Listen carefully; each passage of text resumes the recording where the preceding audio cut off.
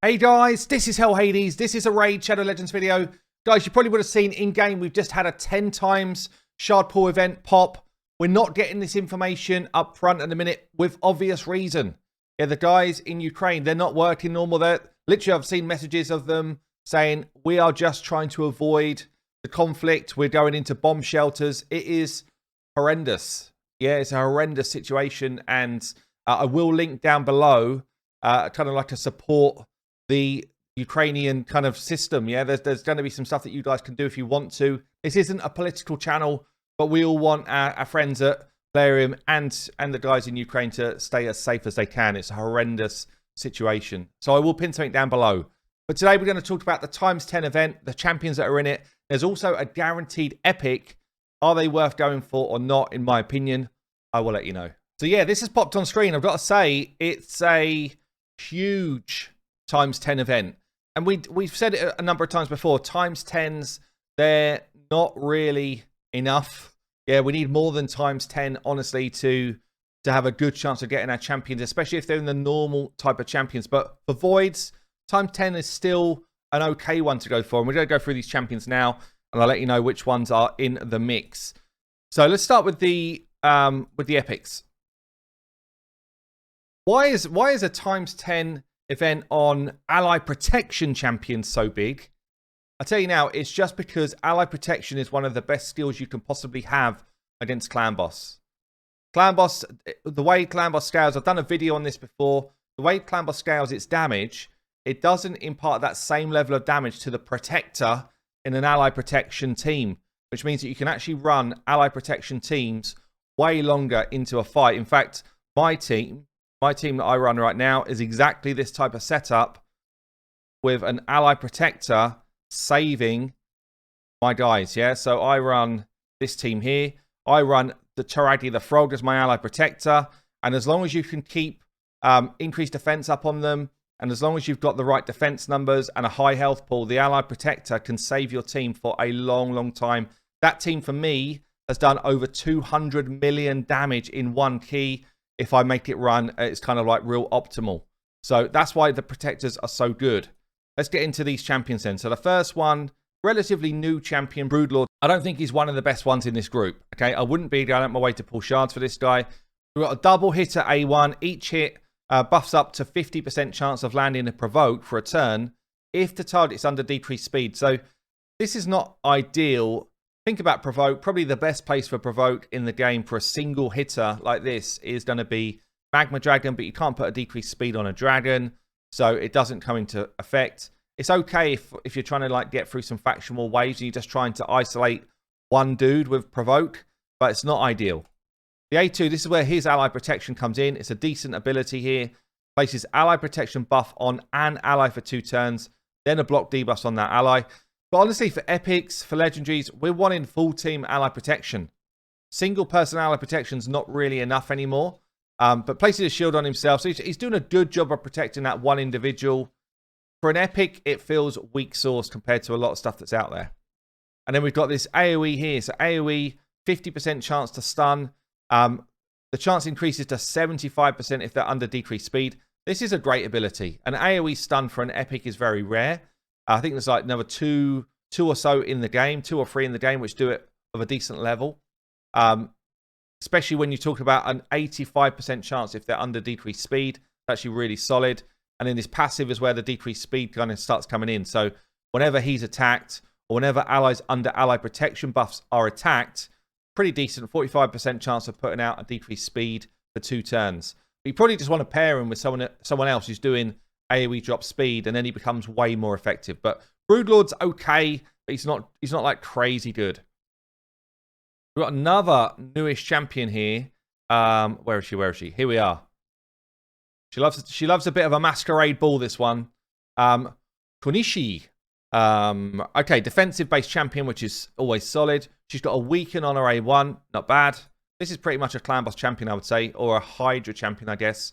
AoE leech. So the leech buff in itself is good for clan boss. It means you can come away from that lifesteal gear and you can start to protect your team. And then she's got 50% ally protection buff on all allies except herself, and she gets a turn meter fill. 3-turn cooldown. This is a solid clan boss ally protection ability. Yeah, so this is a nice one. Also, places block damage on this champion for 1 turn whenever their HP drops below 50%. Honestly, this champion on my free-to-play, I'd be like that. Yes, get her in the team. Weaken, great for clan boss. Leech, gets you out of lifesteal gear. Ally protection. The only dodgy thing about this champion is this turn meter fill makes it harder to speed tune. Doesn't make it impossible. I'm sure Deadwood's already got her in the calc doing this, but just means that her speed tune is not normal compared to other people that are doing the job. But because she's defense based, she's easy to build, to keep alive.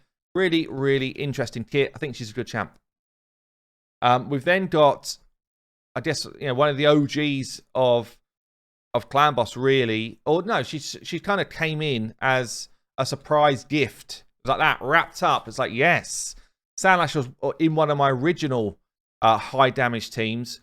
She's now replaced in my team with Godseeker, but either or, really, both very good. She's got this provoke on her A1.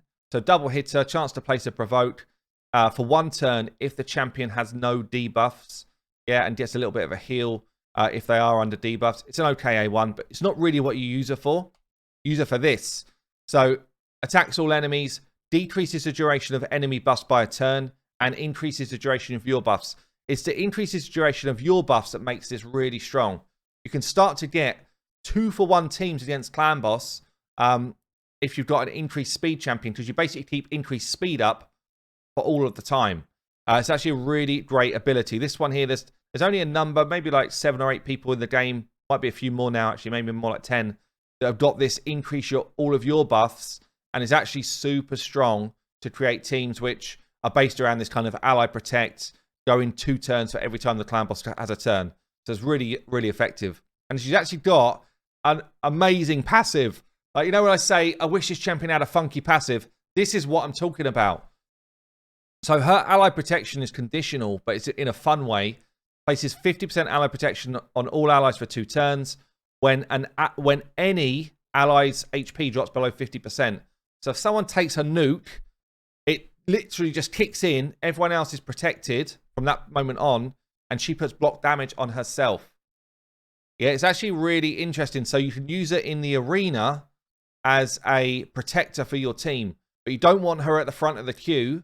Yeah, if you put her on the front of the team, then it won't activate in the right way. So you actually want her towards the back of your team. But it's a very, very effective ability for building a go second team in the arena, and also for clan boss. And if she's got defense in all battles, super good. Good stats. Sandlashed is really good. Really good champ. So the Void epic, someone I don't have actually, one of the new champions, Andrissia. So Void epic. Is it worth pulling Voids for this champion? We will see. I'm not a big fan of this. Decreased crit damage. I think it's probably the worst debuff in the game. So what's that? 70% chance of placing decreased crit damage on an A1. It just doesn't really... It doesn't do enough to really decimate an enemy. I'd rather decrease crit rate, and that's still weak. Yeah, so this is pretty weak. She's got a single target stun. The stun can go off for 2 turns if they don't have buffs. So this is a pretty rare ability to lock someone out for 2 turns. But again, single target, so it's not insane. Again, defense-based champion, so good stats, really good speed. But yeah, this is okay. This is definitely a best ability. AoE ability. 100% if booked, chance to decreasing the duration of enemy buffs by 2 turns.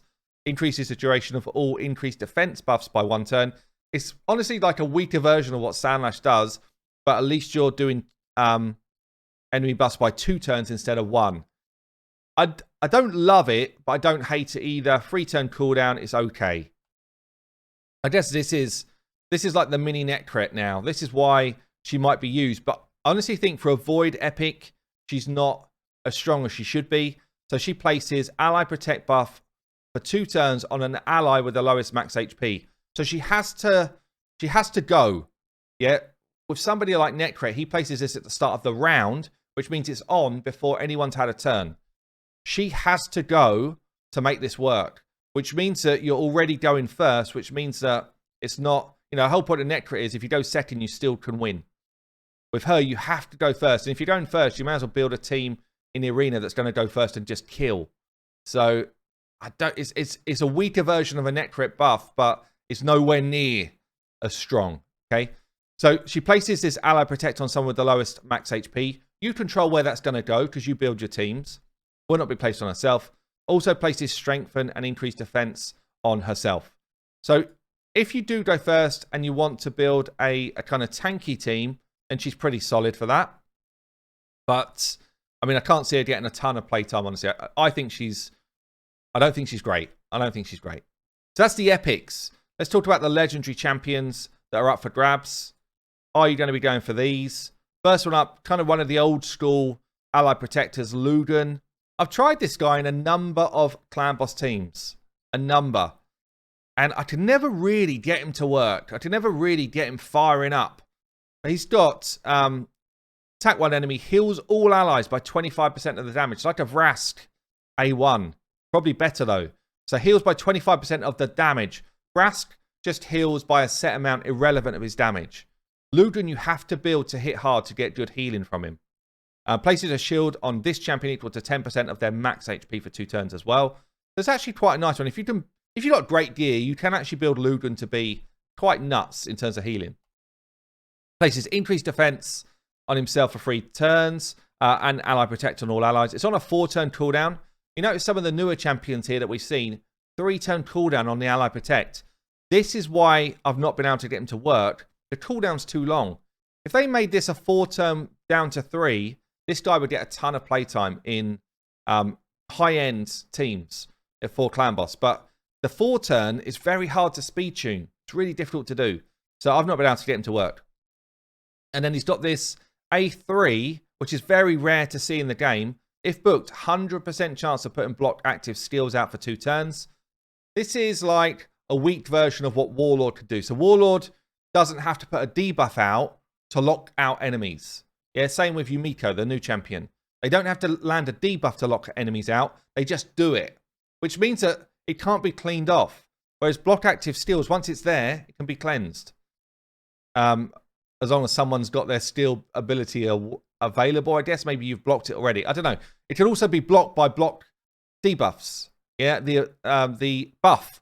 So Warlord can't be blocked. This can be blocked, which makes it way weaker. It can be cleansed. It can be blocked with a buff yourself. So although it's a very strong ability, if you're using him in something like Faction Wars, he's going to lock out the whole enemy team. But again, 4-turn cooldown. It's quite long to get back to it. He's just in... His kit is very good, but he's just in need of a bit of a buff.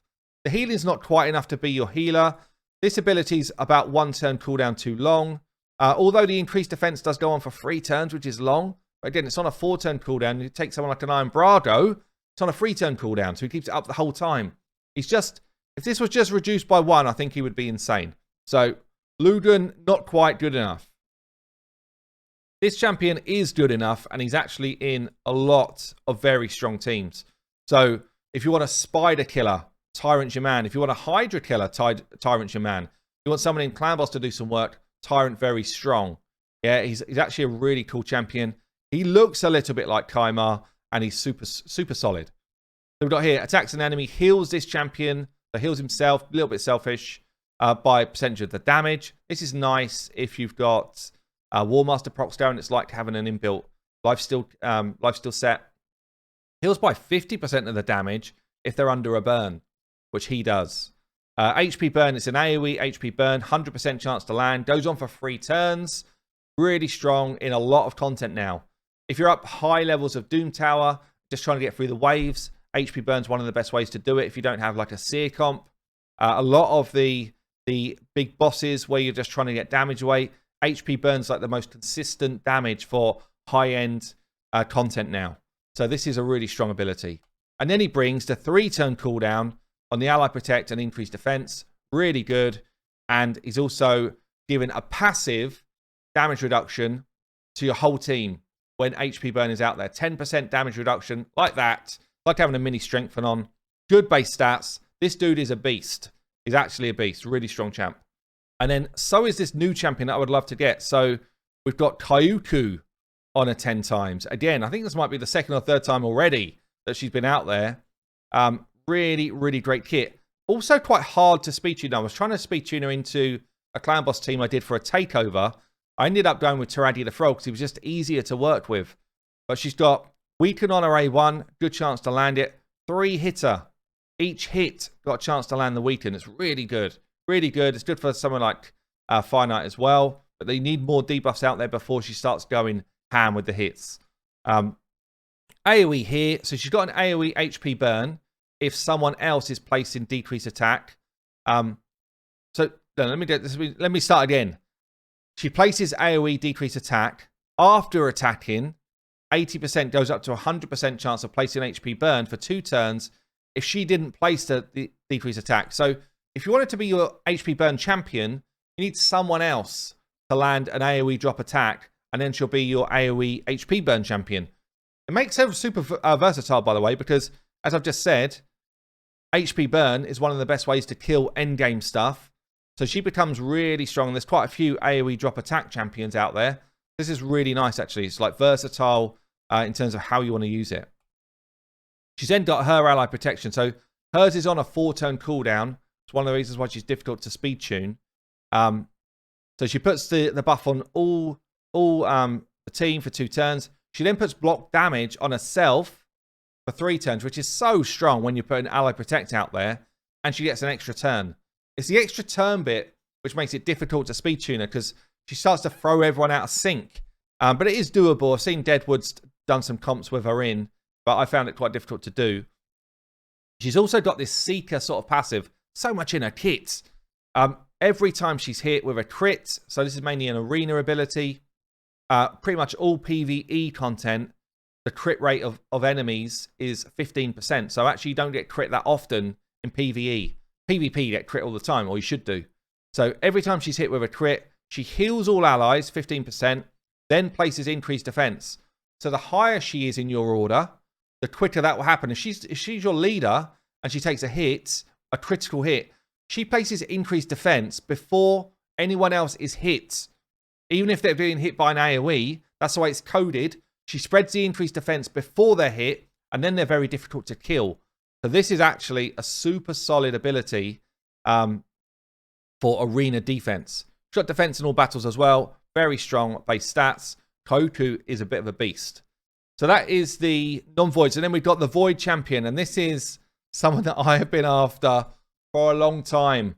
This dude enables the best clan boss teams in the game. Fact.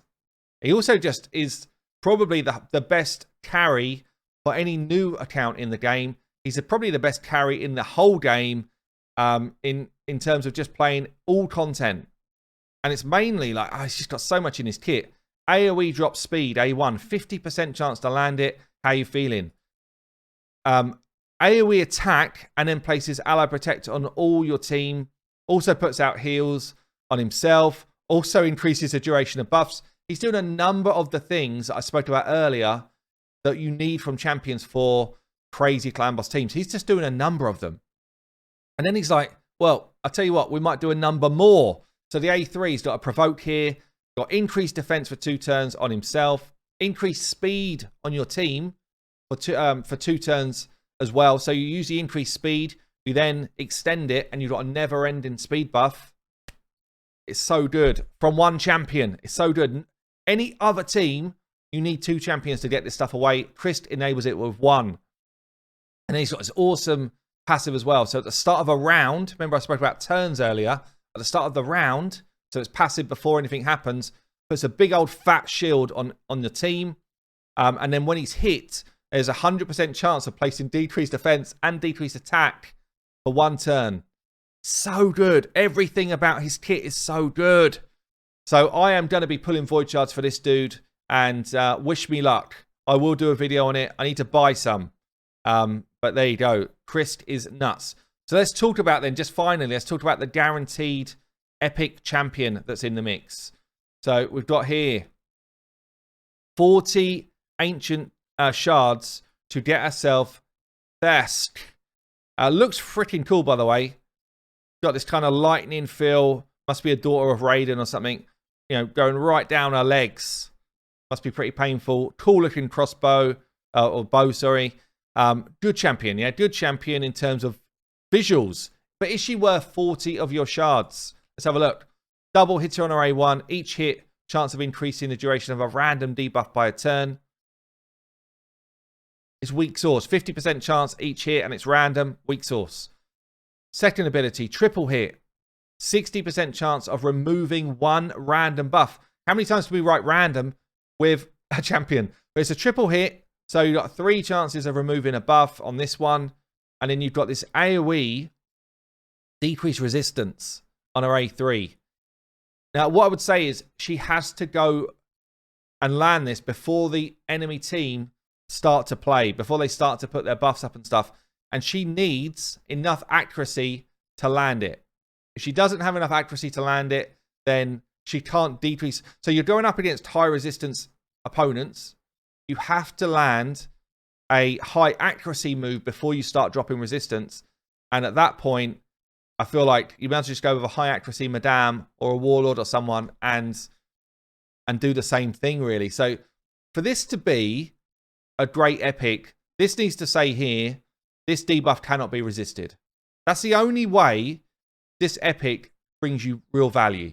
Because at the moment, I don't think it does. She gets this passive as well. Inflicts 10% more damage on enemies whose resistance is lower than her accuracy, which should be everybody if you build her right. But she's not a high damage dealer. She's an okay damage dealer. I personally do not think she's worth 40 shards. I think she's the first iteration of a decreased resistance champion, and I don't think she's very strong. So that's up to you guys if you want to do it. If you're pulling shards for these other champions anyway, then obviously you can do that. There is alongside it a summon rush event where, of course, you can get the normal type of stuff. But it's only really value. If you're going to go for this, it's only really starts to bring you true value at 3,500 points, which means you're probably pulling gold or a lot of void shards, and which probably means you're either, you know, using resources which maybe should be saved for a future fusion, or you're super interested in getting one of those champions I've just spoken about. I am super interested in getting a Crisk. As it stands, I've only got 19 void shards, so we have to buy up some. Oh my lord. The accountant's going to go mad. But there you go, guys. I've been Hell Hades. Good luck if you're going to do stuff. And, yeah, we will see.